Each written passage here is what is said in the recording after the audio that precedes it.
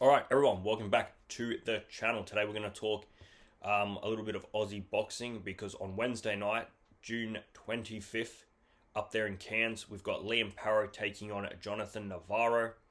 We also have Liam Wilson fighting against Ayrton Osmar Gimenez, and a few youngsters coming through the ranks as well.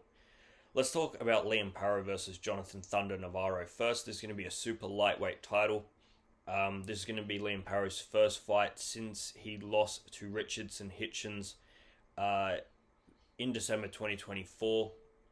That being that title fight down there in Puerto Rico. Liam Paro, 29 years old, 25 wins, 15 knockouts, 1 loss.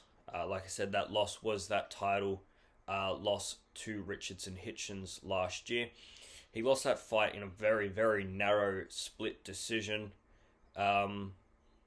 And I'm sure Liam Paro will be aiming to get through Jonathan Navarro in hopes to land possibly a rematch. Richardson Hitchens just beat George Kambosos Jr. quite comfortably, so it won't be long, and Richardson Hitchens will be more than happy to get in the ring. Obviously, there's lots of big names circling around him: Devin Haney, Teofimo Lopez, but Liam Paro will feel that he deserves that shot, considering that he had the belt when he lost to Hitchens, and the way in which he did lose to Hitchens was so narrow.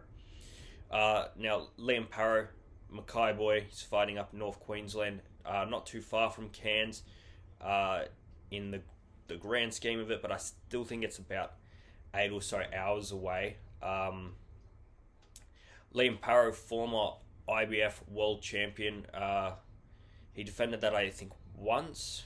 He either won it and then lost it, or won it, defended it, and lost it.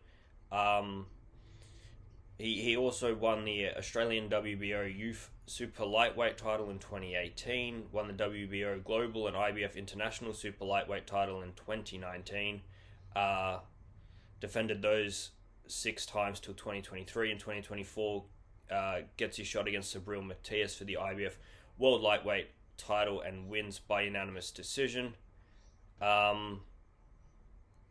Very close fight, 2 to 3 rounds in it. That was with Paro being deducted a point. And then, later in 2024, loses it on his first defense to Richardson Hitchens. It's not a bad run at all. I mean, Subriel Matias is a very, very good fighter. To beat him and then narrowly lose to Richardson Hitchens, who at the moment is really starting to gain momentum within American boxing. He's got a lot of wins now under his belt. He's got the title. He's starting to produce these big names in and around him. But like I said, Liam Paro will... I'm very surprised that he didn't get a rematch, or there was no rematch clause in the contract. If there wasn't a rematch clause in the contract, it's really probably bad business. But Liam Paro, even without that rematch clause, probably feels very hard done by that he didn't get the instant rematch, considering, like I said, Liam Paro held that belt and he just lost to Hitchens. Very, very close. Jonathan Navarro, he's going to be taking on Liam Paro. He's 28 years old, 18 wins, 9 knockouts, 1 loss. Jonathan Navarro's 1 loss also came in his last outing. I think that was also in December 2024. Navarro does come from a boxing family. He was part of Golden Boy Promotions for a while and was trained by Robert Garcia for a while. I don't know why they split, but Robert Garcia, very highly rated trainer. I believe he won Trainer of the Year last year, globally awarded by Ring Magazine. So he's definitely had some very, very good training as he's been brought up and growing up in his teen years. Had some great people around him, and 18 wins is a very good record. Look, I don't really know much about Navarro, nor do I know much about some of the opponents he's faced. And to be honest with you, this is really... look, you don't get released by Golden Boy Promotions for no reason. Obviously, there is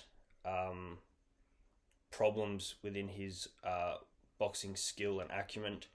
And Liam Paro, such a experienced fighter now, has held the belt. He's been world champion. This should really be a statement sort of win for Liam Paro. He needs to get in there and really put on a show and show he deserves to be in the conversations for title shots again. Yeah, so we know how good Liam Paro is and has shown how good he is. I mean, Richards and Hitchens is getting better and better every time we've seen him, and Liam Paro went all the way with him. Liam Paro's got a big advantage in this fight as well. I mean, Liam Paro's only 1 centimeter taller, but he's got a 10 centimeter reach advantage on Navarro. And with how good Liam Paro can box, I expect him to use that reach advantage and really sting Navarro with the jab, keep him at distance and beat him over the course of the fight. Liam Paro's not going to need to go in there and try and get underneath Navarro and get close to him. He can fight him very, very, very well at range. All right, also on the card. Also on the card, we have Liam Wilson. He's taking on Ayrton Osmar Gimenez. This is a super featherweight WBO international title fight. Liam Wilson, 15 wins, 8 knockouts, 3 losses, 3 coming by the way of knockout. Liam Wilson is currently ranked WBO 4th in the world. It is, in my opinion, probably too high. I like Liam Wilson. I like the way he fights, but with the people that he's fought and his record, I think it is a bit high. I thought he was quite lucky to land that Navarrete fight in the first place, but when he was in there with Navarrete, he definitely did well. He did score that knockdown. He was the first person ever to knock down Emmanuel Navarrete, obviously a very experienced fighter, currently holding the belt. That was in the 4th round. He ends up then getting stopped by Navarrete in the 9th round. Bit of controversy around that decision. Some people I believe it was pretty cut and dry. I do believe Emmanuel Navarrete did everything he needed to do and won that fight fairly. Look, Liam Wilson, he's not a very pretty boxer, to be honest. He definitely likes to get in and brawl and trade with his opponents. We saw that in the 2 fights that he had against Yusuf Dib, one this year and one last year, I believe.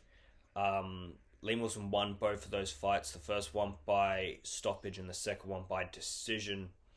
But as we've in most of his fights, he's in there to knock the other person out, and we've seen Liam Wilson get himself knocked out in the process. He can definitely hit an opponent, but the opponent can very well send one straight back, and that's probably my only problem with Liam Wilson is he allows himself to get hit far too often.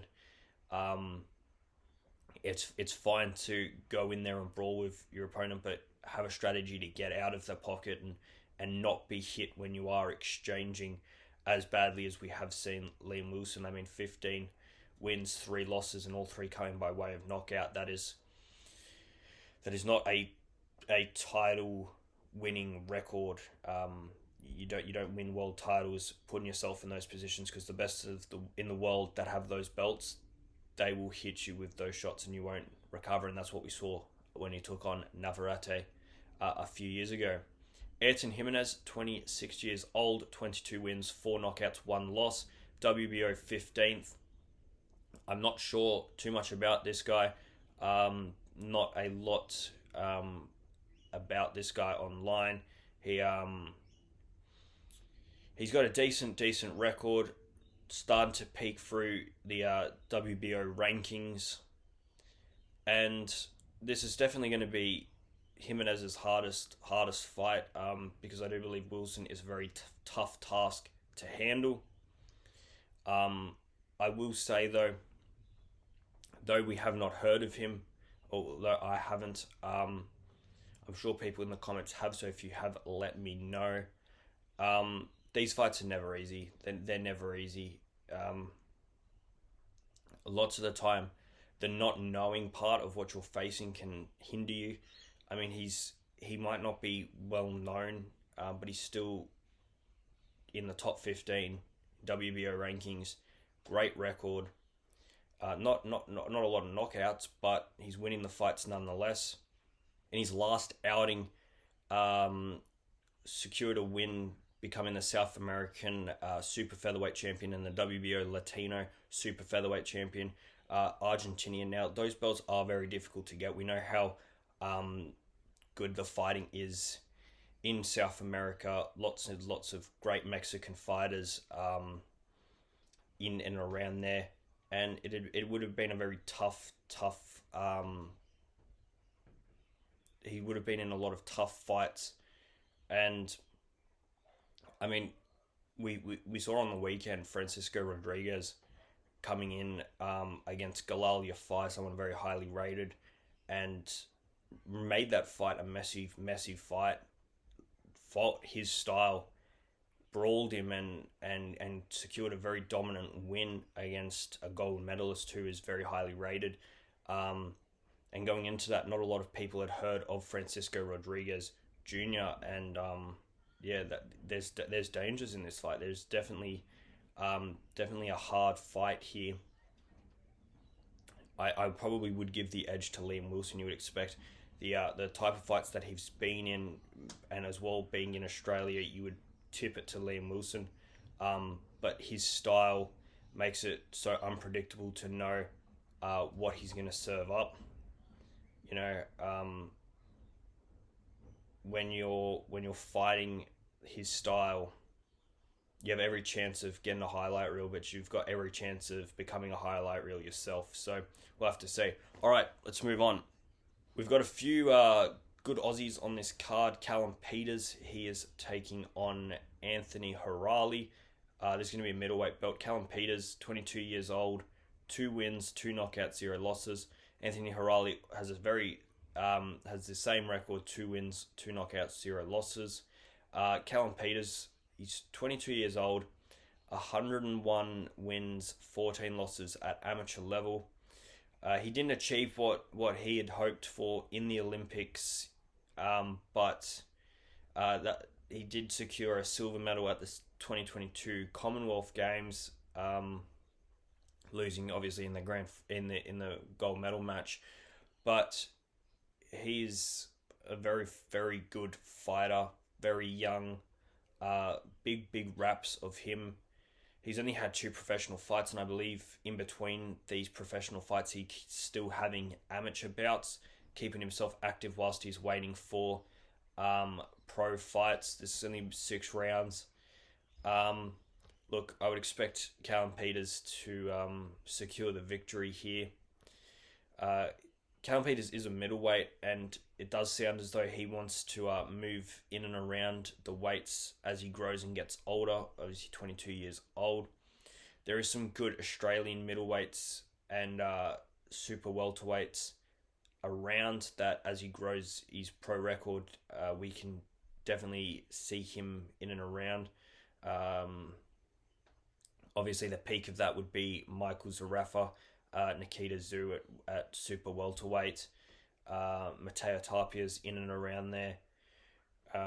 Even Brock Jarvis, he's still quite young, coming off that Keith Thurman loss. He will have to rebuild. Callum Peters is still probably 5, 6, 7 fights, maybe more, maybe less.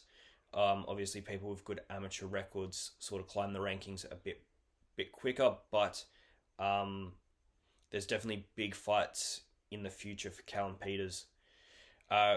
Another good amateur, Kira Rushton, 27 years old, 6 wins, 6 knockouts professionally. He's taking on Kartik Kumar, Indian fighter, record of 9 wins, 8 knockouts, cruiserweight belt. Kira Rushton, another person who didn't achieve what he was hoping for in the Olympics, has now made the jump to professional and had a great start of it. Another 6-round bout, and he's got a difficult opponent here, a bit of an unknown, but good record, and Kumar, he's fought, I think, all of those fights within India and Asia. He'll be making the short jump over to Australia. Kira Rushton, he's at a point in his career, 27 years old, cruiserweight belt. You really need to win this fight.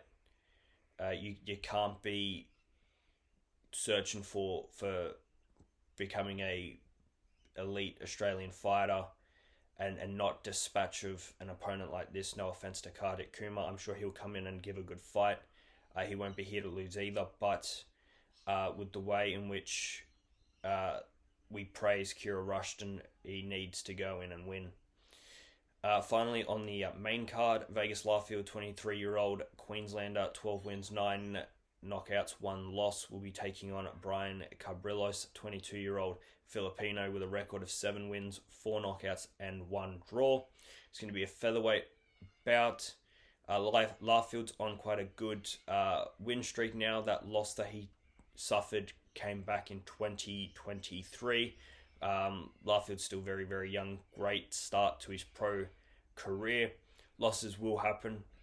He was 21, sitting around, 8 wins when that loss came. So it's nothing to be. It's nothing to look down upon. It's going to happen as he grows into his adult body and becomes a better fighter. This fight here, I would expect him again to win. Look, if you're a young fighter in your his hometown. He's a Queenslander, but he's not actually from Cairns. But same sort of climate, environment, whatever you want to call it. So I would expect Vegas Larfield to win as well. Alright guys, leave your thoughts in the comments below. Do you think there's going to be any upsets on this card? Who are you excited to see? Does Liam Paro deserve a title shot if he wins this fight? Like, subscribe, and I'm out of here. See yous.